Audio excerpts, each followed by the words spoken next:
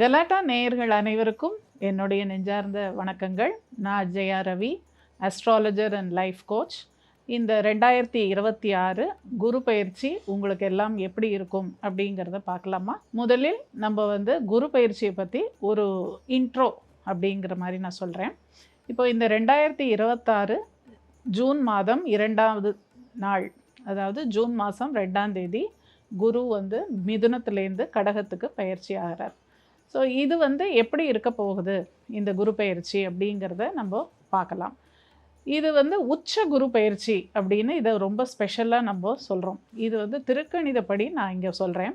வாக்கியம் அப்படிங்கிறது பொதுவாக கோவில்களில், மற்றபடி இந்த வீட்டில் பண்ணுற பண்டிகைகள் இதெல்லாம் வாக்கியப்படி பண்ணுவோம். பட் இந்த தனி மனிதன் ஜாதகத்துக்கு நம்ம பொதுவாகவே திருக்கணிதம் அப்படிங்கிறது தான் எடுத்துக்கிறோம். ஸோ இந்த குரு பயிற்சி எல்லா பயிற்சிகளையுடையும் ரொம்ப ஸ்பெஷல் அப்படின்னு நம்ம சொல்கிறோம். ஏன் அப்படின்னா, இந்த இடத்துல குரு கடகத்தில் உச்சமாக போகிறார். உச்ச குரு அப்படின்னாலே எல்லாருக்கும் நிறைய எதிர்பார்ப்புகள் இருக்கும். ஏன்னா இந்த இடத்துக்கு அவர் வரத்துக்கு 12 வருஷம் ஆகுது. ஸோ அந்த 12 வருஷத்துக்கு ஒரு தடவை அவர் வரக்கூடிய அந்த குரு பகவான் இங்கே உச்சமான நிலையில் என்ன மாதிரி பலனை கொடுப்பார் அப்படின்னு எல்லாருக்குமே ஒரு ஆவல் அப்படிங்கிறது இருக்கும். இந்த குரு இப்போ கடகத்தில் உச்சமாகும்போது இது ஒரு சிறந்த நிலை குரு பகவானுக்கு. இங்கே பலவிதமான மாற்றங்கள் நடக்கும். அதாவது தனி மனிதன் வாழ்க்கையாக இருந்தாலும் சரி, உலக அளவுலேயும் சரி, நிறைய மாற்றங்கள் அப்படிங்கிறது ஏற்படும். பெரிய டிரான்ஸ்ஃபர்மேஷன் அப்படின்னு சொல்லுவாங்க இல்லையா இங்கிலீஷில், அந்த மாதிரி. ஏன்னா இந்த குரு பகவான் இந்த ராசி சக்கரத்தில் அவர் 9 குடைய பாக்யாதிபதி அப்படின்னு சொல்கிறோம். அவரே 12 குடையவர், அந்த மோட்சஸ்தானத்துக்கும் அவரே அதிபதி.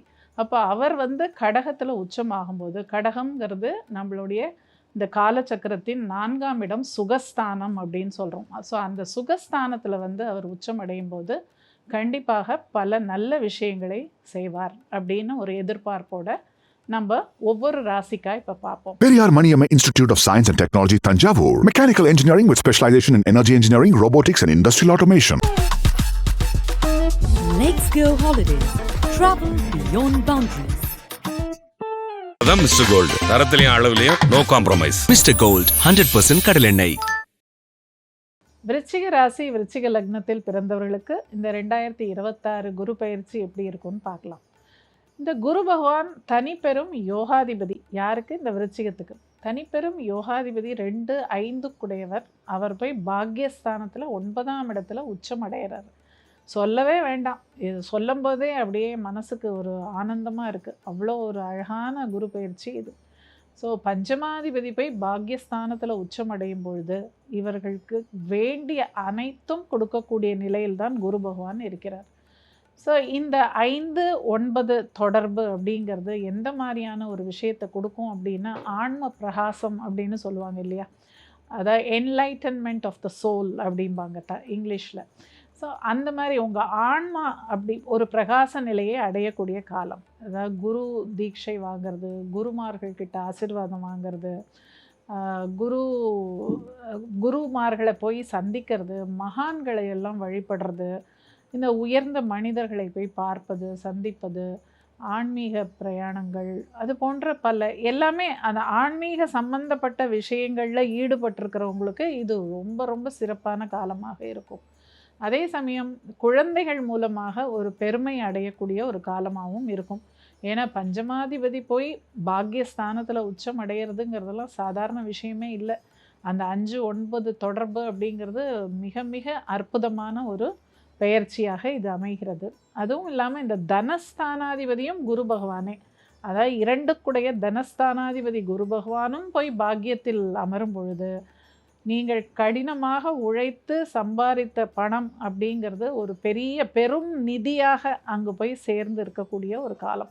அதாவது சிறுக சிறுக நீங்கள் சேமித்த பணம் எல்லாம் ஒரு பெரும் நிதியாக அங்கே உங்களுக்கு சேமிப்பில் இருக்கும். அந்த ரிசர்வ் அப்படின்னு அந்த மாதிரி ஒரு நல்ல ஒரு பணம் எல்லாமே உங்களுக்கு வருமானம் எல்லாமே ரொம்ப கம்ஃபர்டபுளாக இருக்கக்கூடிய ஒரு காலம் தான் இது. ஸோ இந்த குரு பகவான் தன்னுடைய புனர்பூசம் 4ஆம் பாதம்ங்கிற தன்னுடைய நட்சத்திரத்திலேயே சஞ்சாரம் பண்ணும்போது இன்னும் பல மடங்கு சிறப்பு. ஏன்னா அவர் வர்க்கோத்தமமாக இருப்பார். வர்க்கோத்தமம்னா என்ன? நவாம்சத்துலேயும் அதே ராசியில் அவர் இருப்பார். அதுதான் வர்க்கோத்தமம் அப்படின்னு சொல்கிறோம். அடுத்தது அவர் பூச நட்சத்திரத்தில் சஞ்சாரம் செய்வார். அப்போ பூசம் அப்படிங்கிறது சனியோட நட்சத்திரம். சனி வந்து இந்த விருச்சிகத்துக்கு யாருன்னா 3, 4 குடையவர்.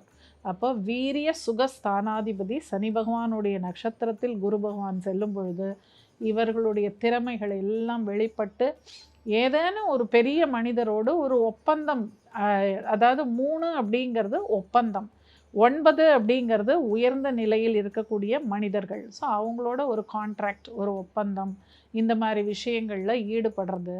அதே மாதிரி 4ஆம் அதிபதியாக அவர் போய் 9ல் உட்காரும்போது உயர் கல்வி அப்படிங்கிற ஒரு நல்ல உயர்ந்த படிப்பு, ஏதாவது நீங்கள் படிக்கணும்னு ஆசைப்பட்ட விஷயங்கள் எல்லாம் இப்போ நிறைவேறக்கூடிய காலமாக, அதாவது குரு பகவான் சனியுடைய பூச நட்சத்திரத்தில் சஞ்சாரம் செய்யும் காலம் அப்படின்னு எடுத்துக்கோங்க. ஸோ அது ரொம்ப சிறப்பாக இருக்கும். அதுக்கப்புறம் அவர் அதிசாரத்தில் குரு பகவான் வந்து சிம்மத்துக்கு போவார். சிம்மத்துக்கு போகும்போது அது 10ஆம் இடம் இல்லையா? அப்போ அந்த 10ஆம் இடத்திற்கு குரு பகவான் செல்லும் பொழுது அவருடைய பார்வை அப்படிங்கிறது வந்து 2ஆம் இடம், 4ஆம் இடம், 6ஆம் இடம்ங்கிற மாதிரி அந்த பார்வை அந்த 3 மாத காலங்களுக்கு அதுவும் உங்களுக்கு நல்ல சிறப்பாக யூஸ் பண்ணிக்கலாம். ஏன்னா 2ஆம் இடம்ங்கிறது நம்மளுடைய தனஸ்தானம், 4ங்கிறது சுகஸ்தானம், 6ங்கிறது ருணரோக சத்ருஸ்தானம். அப்போ அந்த 3 மாத காலமும் நீங்கள் நல்லா இன்வெஸ்ட் பண்ணிக்கங்க. அதுக்கப்புறம் திரும்ப அவர் வந்து கடகத்துக்கே வருவார். வரும்போது அவரோட பார்வை உங்கள் லக்னத்து மேலேயே விழப்போகுது. லக்னம் ராசி இந்த விருச்சிகத்துக்கு மேலேயே அவரோட பார்வை விழும்போது உங்களை அப்படியே பிரகாசமாக வந்து உங்களுடைய இதை இத்தனை நாள் நீங்கள் வந்து யாருன்னே தெரியாமல் இருந்திருப்பீங்க. இப்போ வெளி உலகத்துக்கு நீங்கள் நல்ல வெளியில் தெரிய ஆரம்பிப்பீங்க. உங்களுக்கு நல்ல ஒரு பிரகாசமான காலமாக இருக்கும். விருச்சிகத்துக்கு ரொம்ப சிறப்பாக இருக்குது. அதே மாதிரி அவர் 3ஆம் பாவத்தையும் பார்க்க போகிறாரு. 3ஆம் பாவம்ங்கிறது என்ன? உங்களுடைய திறமைகள், உங்களுடைய பராக்கிரமங்கள், உங்ககிட்ட இருக்கிற அத்தனை ஸ்கில்ஸும் வெளியில் வரப்போகுது. அது வந்து உங்களுக்கு காலச்சக்கரத்தின் 10ஆம் இடம் கர்மஸ்தானம். அப்போது உங்கள் உத்தியோகத்தில் நீங்கள் வந்து ஒரு பர்ஃபார்மராக நீங்கள் வந்து இருப்பீங்க. அப்போ இப்போ தான் உங்களுடைய உண்மையான திறமைகள் எல்லாம் வெளிப்பட்டு உங்களை பற்றி 4 பேர் தெரிஞ்சுக்கக்கூடிய ஒரு காலமாக இருக்கும். இது ரொம்ப அற்புதமான ஒரு பாவம். அதுக்கப்புறம் அவர் பார்க்க போகிறது 5ஆம் பாவத்தை பார்க்க போகிறாரு. 5ஆம் பாவம்ங்கிறது தன்னுடைய வீட்டையே அவர் பார்க்க போகிறாரு. அப்போ கேட்கவே வேண்டாம், சாதனை சித்தி தான். பெரிய சாதனையை ஒன்று பண்ணி இந்த உலகமே உங்களை திரும்பி பார்க்குற அளவுக்கு ஒரு அற்புதங்களெல்லாம் நிகழ்த்தக்கூடியவர் தான் இந்த குரு பகவான். இந்த பெயர்ச்சியில் விருச்சிகத்துக்கு ரொம்ப அற்புதமாக வேலை செய்கிறாரு. அதே மாதிரி குழந்தைகள், படிக்கிற குழந்தைகளுக்கும் இங்கே வந்து அட்டகாசமாக அவங்களுக்கு ஃபஸ்ட் கிளாஸாக மார்க்கெல்லாம் பிரமாதமாக எப்பவும் வாங்கிறத விட மார்க் வந்து பல மடங்காக அவங்களுக்கு நிறைய மார்க்ஸ் வாங்குவாங்க. பெரிய ஸ்கூலில் வந்து அவங்கள ஒரு ஸ்கூல் பியூப்பிள் லீடராக கூட போட்டுருவாங்க. அந்த அளவுக்கு ஒரு பிரசித்தியான நிலை. அது எந்த வயதானவர்களாக இருந்தாலும் சரி, அவர்களுக்கு ஒரு பிரசித்தி நிலையை கொடுக்கக்கூடிய நிலைமையில் தான் குரு பகவான் இந்த பெயர்ச்சியில் விருச்சிகத்துக்கு அமோகமான ஒரு பலனை கொடுக்க வருகிறார். அதனால் விருச்சிக ராசி நேயர்கள் ரொம்ப சந்தோஷமாக இந்த குரு பெயர்ச்சியை எதிர்கொள்ளுங்க. ரொம்ப நல்லா இருப்பீங்க, சூப்பராக இருப்பீங்க. விருச்சிக ராசி லக்னத்தில் பிறந்தவர்களுக்கு இன்னொரு குட் நியூஸ் என்ன அப்படின்னா, இது வரைக்கும் காதலே இல்லாதவங்க, இல்லை காதல் ஒரு பக்க காதலாக இருந்தவங்களுக்கு கூட இப்போ 2 சைடு காதலாக மாறும். ஏன்னா இந்த ப்ரப்போசல் பண்ணுறது, இந்த மாதிரி விஷயங்கள்லாம் இப்போ நடக்கும். ஏன்னா குரு பகவானுடைய பார்வை வந்து அந்த 5ஆம் பாவத்தில் தன்னோட வீட்டையே அவர் பார்க்க போகிறார். அது காலச்சக்கரத்திற்கு 12ஆம் இடம். 5, 12 அப்படின்னா சாதனை சித்தியும் எடுத்துக்கலாம், உல்லாச சல்லாபம் அப்படிங்கிற விஷயத்தையும் அந்த இடத்துல எடுத்துக்கலாம். அப்போ கண்டிப்பாக உங்கள் காதலியோ காதலனோ நீங்கள் சந்திக்கக்கூடிய ஒரு காலமாக இருக்கும். ப்ரப்போசல்ஸ் வரும், ரெடியாக இருங்க. விருச்சிக லக்னம் ராசியில் பிறந்தவர்கள் இப்போது வெளிநாட்டு பயணம் அப்படிங்கிறதெல்லாம் உங்களுக்கு கிடைக்கும். அதுவும் எஸ்பெஷலி இந்த கலைத்துறையில் இருக்கிறவங்க, மீடியா துறையில் இருக்கிறவங்க, இவங்களுக்கெல்லாம் வந்து எப்படின்னா வெளிநாட்டில் போய் பர்ஃபார்மன்ஸ் பண்ணுற மாதிரி ஒரு அமைப்பு கிடச்சி அங்கே போய் அவங்களுக்கு ஒரு சாதனை பண்ணுற அளவுக்கு ஒரு ஆப்பர்ச்சுனிட்டிலாம் கிடைக்கும். இந்த குரு பயிற்சியில் அந்த மாதிரி விஷயங்களை நீங்கள் யூஸ் பண்ணிக்கங்க. சந்தர்ப்பம் வரும்போது நழுவ விட்றாதீங்க. எப்போவுமே ஒரு சந்தர்ப்பம் நம்மளுக்கு கிடைக்கும்போது அதை நம்ம பிடிச்சிக்கணும். அப்போ நம்ம அதுலேருந்து மேலே வரத்துக்கு நிறைய வாய்ப்புகள் உண்டு. ஏன்னா இப்போது சனி பகவான் வந்து 5ஆம் பாவத்தில் உட்கார்ந்துருக்காரு, நம்மளோட பூர்வ புண்ணிய ஸ்தானத்தில் உட்கார்ந்துருக்காரு. என்னதான் குரு வந்து அந்த பாவத்தை பார்த்தாலும் சனி பகவானோட பார்வையும் வேலை செய்யும் இல்லையா? அப்போ சனி 5ஆம் பாவத்தில் அமர்ந்து அவர் 7ஆம் பாவத்தை பார்க்குறாரு. அதே சமயம் 11ஆம் பாவத்தையும் பார்க்குறாரு. உங்களோட 2ஆம் பாவம்ங்கிற தனஸ்தானத்தையும் பார்க்குறாரு. ஸோ அதையும் நம்ம கருத்தில் வச்சுக்கணும். ப்ளஸ் இந்த வருஷமே ராகு கேதுவோட பயிற்சியும் இருக்குது. ஸோ இது மாதிரி பல விஷயங்களை வந்து நம்ம பேலன்ஸ் பண்ணி தான் ஒரு பலனை நம்ம சொல்ல முடியும். வெறும் குரு பயிற்சியை மட்டும் நம்ம பேச முடியாது. அப்படி பேசினா அது தவறாக போகும். ஸோ இந்த மாதிரி அதர் பிளானட்ஸோட மூமெண்ட்டையும் நம்ம கண்காணிக்கணும். அதே சமயம் குரு பகவான் வந்து சூரியனோட ஒரு காலகட்டத்தில், அதாவது ஜூலை 15க்கு மேலே ஆகஸ்ட் ஃபர்ஸ்ட் வீக் அந்த டைமில் பார்த்திங்கன்னா குருவும் சூரியனும் ரொம்ப நெருக்கமாக இருக்கக்கூடிய ஒரு காலமும் இருக்கும் இந்த பெயர்ச்சியிலேயே. அப்படி இருக்கும் பொழுது அங்கே வந்து குரு பகவான் சற்று வலு இழந்துருவார். வலு இழக்கும்போது அப்போ என்ன ஆகும், அந்த குருவோட நற்பலன்கள் அப்படிங்கிறது சிலது நமக்கு மிஸ் ஆகும். ஸோ இதெல்லாம் வந்து நம்ம எல்லாத்தையும் மனசில் வச்சுக்கிட்டு ஓரளவுக்கு நம்மளுக்கு சந்தர்ப்பம் கிடைக்கும்போது, ஒரு வாய்ப்பு கிடைக்கும்போது அதை டக்குன்னு யூஸ் பண்ணிட்டு நம்ம அதை பிடிச்சிட்டு முன்னேறி போயிட்டோம்னா இந்த வருஷத்தை வந்து நல்லபடியாக கடந்து வந்துடலாம். இந்த 2026 குரு பெயர்ச்சி, அதாவது திருக்கணிதத்தின்படி ஜூன் 2ஆம் தேதி நிகழப்போகிறது. இந்த பெயர்ச்சி ரொம்பவுமே ஒரு சிறப்பான குரு பெயர்ச்சியாக கருதப்படுகிறது. இது ரொம்ப ஸ்பெஷல். ஏன்னா குரு வந்து இந்த இடத்துக்கு வந்து 12 வருஷத்துக்கு ஒரு தடவை தான் வராரு. இந்த உச்ச நிலைக்கு வரக்கூடிய குரு இவர் வந்து ஒரு சிறப்பான பலன்களை எல்லா ராசி லக்னத்தில் பிறந்தவர்களுக்கும் கொடுப்பார் என்பதில் ஒரு சந்தேகமே கிடையாது. ஏன்னா உச்ச நிலையில் இருக்கும்போது அவருடைய அருள் அப்படிங்கிறது ரொம்ப ஒரு அதிகபட்சம் உச்சபட்சமாக இருக்கும் அப்படிங்கிறதுல ஜோதிடத்தில் ஒரு ஸ்ட்ராங்காக ஒரு நம்பிக்கை உண்டு. இந்த குரு பெயர்ச்சி வந்து உலக அளவில் கூட பெரிய பெரிய மாற்றங்களை ஏற்படுத்த போகிறது. ஏனென்றால் குரு அப்படிங்கிறவர் வந்து நிதி, நீதி இது ரெண்டுக்குமே காரகன் குரு பகவான் தான். அப்போது சட்டத்துலேயும் பார்த்திங்கன்னா புதிய விஷயங்கள் அப்படிங்கிறதெல்லாம் வரும். சட்டத்தில் திருத்தங்கள் அப்படிலாம் ஏற்படக்கூடிய ஒரு காலமாக இருக்கும்.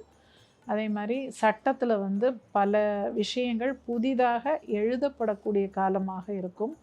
உலக அளவிலே பார்த்திங்கன்னா பல நாடுகளோட ஒற்றுமை அப்படிங்கிறது பலப்படும். நம்ம பாரத தேசத்தை பொறுத்த மட்டும் நமக்கு வந்து இது ஒரு சிறப்பான ஒரு பலனை கொடுக்கக்கூடிய குரு பெயர்ச்சியாக இருக்கும். ஏனென்றால் நம்ம இந்தியாவுக்கு ஒரு ஜாதகம் அப்படின்னு பார்த்தோம் அப்படின்னா, நான் வந்து எப்போவுமே சுதந்திர இந்தியா அப்படிங்கிற ஒரு கண்ணோட்டத்தில் தான் நான் எடுத்துப்பேன். ஸோ சுதந்திர இந்தியா அப்படின்னு எடுக்கும்போது ரிஷபம் தான் நமக்கு லக்னம். பொதுவாக இந்தியாவுடைய லக்னம் வந்து மகரம்னு சொல்லுவாங்க. பட் நான் வந்து 1947 ஆகஸ்ட் 15 நமக்கு சுதந்திரம் கிடச்சது இல்லையா, அந்த நேரத்துக்கு ஜாதகம் போட்டால் ரிஷபம் அப்படிங்கிறது தான் நமக்கு அந்த லக்னமாக அமைகிறது. ஸோ அதுக்கு பார்க்கும்போது இந்த குரு பயிற்சி கண்டிப்பாக நம்ம பாரத தேசத்திற்கு ஒரு நல்ல பலனை கொடுக்கும் அப்படிங்கிறத நான் நம்புகிறேன். அதுலேயும் அந்த சனியோடைய பூச நட்சத்திரத்தில் குரு பகவான் சஞ்சாரம் செய்யும் பொழுது நம்ம பாரத தேசத்திற்கு அது வந்து 9-10 சனி பகவான், தர்ம கர்மாதிபதினு சொல்லக்கூடிய சனி பகவானுடைய நட்சத்திரத்தில் அவர் செல்லும் பொழுது புதிய சட்ட சீர்திருத்தங்கள் அப்படிங்கிற விஷயம்லாம் வரும். சட்டம் ஒழுங்கு அப்படிங்கிற விஷயத்தில் நிறைய மாற்றங்கள் வரும். பெரிய பெரிய டிரான்ஸ்ஃபர்மேஷன்ஸ் அப்படிலாம் நடக்கும். உலக நாடுகளுக்கு மத்தியில் இந்தியாவுக்கு ஒரு தனி பெருமை அப்படிங்கிறது கிடைக்கும். நம்ம தேசத்தை பொறுத்த மட்டும் இது ஒரு பாசிட்டிவான குரு பெயர்ச்சி அப்படின்னு எடுத்துக்கலாம். அதே மாதிரி சுபிக்ஷம், வளம் அப்படின்னு எடுக்கும்போது விவசாயத்துறையாகட்டும் இல்லை மற்ற துறைகள் கூட, தங்கம், இப்போ குரு அப்படின்னு வந்தாலே அவர் தங்கத்துக்கு அதிபதி, காரகன் அப்படின்னு சொல்கிறோம். அப்போ தங்கமோட விலையெல்லாம் இப்போ எங்கேயோ போயிடுச்சு, நமக்கு தெரியும் இல்லையா. அந்த நிலையிலேருந்து கொஞ்சம் சில மாற்றங்கள்லாம் வரும் நமக்கு. அதாவது இந்த உச்சபட்ச கட்டத்தில் போய் தங்கம் விலையெல்லாம் இப்போ இருக்குது. அதுலேருந்து கொஞ்சம் விலை கொஞ்சம் இறங்கிறதுக்கு வாய்ப்புகள் உண்டு. ரொம்ப அப்படியே டிராஸ்டிக்காக விலை குறையும் அப்படின்லாம் நான் சொல்ல வரல.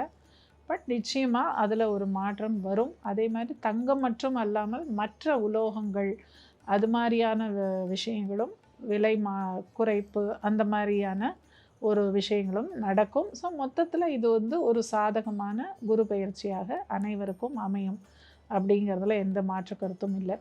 இப்போ இந்த உச்சமான குரு இந்த கடகத்தில் வந்து அவர் சஞ்சாரம் செய்யும் பொழுது இதை ரொம்ப ஒரு வசதியாக சொல்கிறாங்க. ஏன் அப்படின்னா, இங்கே வந்து குருவை வந்து நம்ம ஜீவகாரகன் அப்படின்னு சொல்கிறோம். எல்லா உயிரினங்களுக்கும் உயிரோட்டம் அப்படிங்கிற விஷயத்தை கொடுக்குறவரே குரு பகவான் தான். அதுலேயும் அந்த பூச நட்சத்திரம் அப்படிங்கிறது ரொம்ப ரொம்ப விசேஷமான ஒரு நட்சத்திரம். அதாவது மகான்கள், பெரிய பெரிய மகான்கள் எல்லாம் பிறந்தது இந்த பூச நட்சத்திரத்தில் தான். அதே மாதிரி பெரிய பெரிய மகான்கள்லாம் ஜீவ சமாதி அடைஞ்ச நட்சத்திரமும் பார்த்திங்கன்னா மோஸ்ட்லி இந்த பூச நட்சத்திரத்தில் தான் ஜீவ சமாதி ஆகியிருப்பாங்க. ஸோ அப்படிப்பட்ட ஒரு பூச நட்சத்திரத்தில் இந்த குரு பகவான் ஒரு சுப கிரகமாகி அவர் சஞ்சாரம் செய்யும் பொழுது இது எல்லாருக்கும் நன்மையை கொடுக்கும் அப்படிங்கிற ஒரு நம்பிக்கையில் சொல்கிறேன். என்னென்னா, மகான்களை போய் தரிசிங்க. எவ்வளோக்கு எவ்வளோ நீங்கள் போய் மகான்களை தரிசிக்கிறீங்களோ அவ்வளோக்கு அவ்வளோ உங்களுக்கு நல்ல விஷயங்கள் நடக்கும். அதே மாதிரி ஜீவ சமாதிகள் அவங்கவுங்க வசிக்கிற ஊரில், நீங்கள் எந்த ஊரில் வேணால் இருக்கலாம், உங்கள் ஊரில் எந்த ஜீவ சமாதி இருக்கோ அந்த மாதிரியான சித்தர்கள் சமாதியை போய் நீங்கள் தரிசிச்சுட்டு வரலாம். அவங்கள்ட்ட போய் பிரார்த்தனை பண்ணலாம், போய் தியானம் பண்ணுங்கள். போய் 10 நிமிஷம் உட்கார்ந்தாலும் தியானம் பண்ணுங்கள். ஆத்மார்த்தமாக அந்த மகான்களோட நீங்கள் வந்து உங்கள் மனசை விட்டு பேசலாம். பேசும்போது அவங்களுக்கெல்லாம் வந்து மரணம் அப்படிங்கிறதே கிடையாது. ஏன்னா இந்த மகான்கள் சித்தர்களுக்கெல்லாம் அவங்களாம் வந்து இம்மார்டல் சோல்ஸ் அப்படின்னு சொல்லுவாங்க. அவங்களுக்கு மரணம் என்பதே கிடையாது. அப்போ நீங்கள் எப்போ போய் உட்காந்து அங்கே தியானம் பண்ணி அவங்களோட பேசி உங்கள் கஷ்டங்களையோ, எப்போவுமே கஷ்டங்களை தான் போய் சொல்லணும்னு இல்லை, உங்ககிட்ட இருக்கிற சந்தோஷமான விஷயங்களையும் சொல்லலாம், நன்றி சொல்லலாம். உங்களுக்கு என்னெல்லாம் இந்த பிறவியில் கிடச்சிருக்கோ நல்ல விஷயங்கள், அதெல்லாம் போய் நன்றி சொல்கிறதுக்கு கூட நீங்கள் போகலாம். அது மாதிரி ஒரு தியான நிலையில் இருந்து இது மாதிரிலாம் பண்ணிங்கன்னா இந்த குரு பயிற்சி பல கெட்ட விஷயங்களை கூட உங்கள் கிட்ட வராமல் உங்களை பாதுகாத்து உங்களுக்கு ஒரு நல்ல பயிற்சியாக இந்த குரு பயிற்சி அமையும் அப்படிங்கிறதுல ஆணித்தரமாக நான் சொல்கிறேன். தயவு செஞ்சு எல்லாருமே இதை பண்ணுங்கள். கோவில்களுக்கும் போங்க, நான் வேண்டாம்னு சொல்லலை. கோவில்களுக்கு போகிறத விட இந்த ஜீவ சமாதிகளுக்கு போகும்போது அந்த மகான்கள் எழுந்து வந்து உங்களை ஆசீர்வதிப்பாங்க. அந்த அளவுக்கு இது ஒரு முக்கியமான ஒரு குரு பயிற்சி அப்படிங்கிறத இங்கே வலியுறுத்தி சொல்கிறேன். எல்லோரும் கடைப்பிடியுங்கள், எல்லோரும் இன்புற்று வாழ வேண்டும் என்று வாழ்த்தி வணங்குகிறேன். Periyar Maniyamma Institute of Science and Technology, Thanjavur. Mechanical engineering with specialization in energy engineering, robotics and industrial automation. Let's go holiday. Travel beyond boundaries. அதான் மிஸ்டர் கோல்டு. தரத்திலையும் அளவுலையும் நோ காம்ப்ரமைஸ். Mr. Gold 100% கடலெண்ணெய்.